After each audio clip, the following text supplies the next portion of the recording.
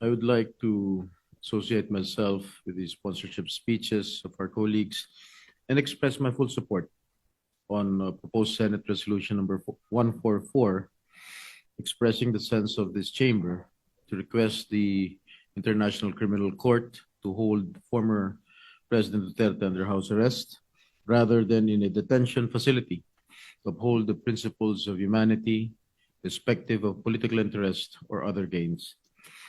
Ginong Pangulo, hindi may kakila na si dating Pangulong Duterte sa kabila ng mga kontrobersiyang bumabalot sa kanyang administrasyon ay naglingkod sa bayan sa loob ng maraming taon bilang mayor, vice mayor, congressman at bilang kalabing-anim na Pangulo ng ating bansa. Naunawaan ko na may iba't ibang pananaw ang bawat isa sa atin dito hinggil sa naging pamumuno ng dating Pangulo. Gayunpaman, hinihingi ng pagkakataon ang habag at pagpapairal ng konsiderasyon sa lumalalang kalagayan ng kanyang kalusugan. Likas sa ating mga Pilipino ang mataas na pagpapahalaga at paggalang sa mga nakakatanda. Sila na mga tagapag-ingat ng karunungan, kasaysayan at tradisyon ng ating pamilya.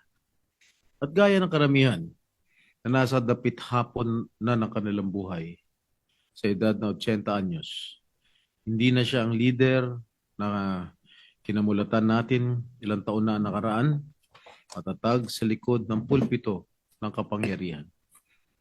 Bagkus, isa na siya ngayon na ordinaryong ama, lolo at kapwa mamamayan na humaharap sa pinakamabigat na hamon ng kanyang buhay, na higit pang pinabigat ng katandaan at karamdaman. Kaya't hinihiling ko sa aking mga kasamahan, ilang mga senador ng sambayan ng Pilipino, kasama na rin ang ating mga kasamahan na sila Senator Risa, Senator Kiko, Senator Bam, na pairalin natin ang pag-unawa, pagbibigay halaga sa kalusugan at dignidad na nakatatanda, lalo na may dinadalang karamdaman. Ang pagpapasyang ito ay hindi nangangahulugan ng paglimot o pag-absuelto sa mga ipinupukol sa dating Pangulo. Pagkus ay pagbibigay ng pagkakataon na makapamuhay siya sa ilalim ng makataong kondisyon habang dinidinig ang kanyang mga kaso. Naway manaig ang ating pagkakaisa, lasakit at pagiging makatao. Dahil higit sa lahat, siya ay isa ring kapwa Pilipino.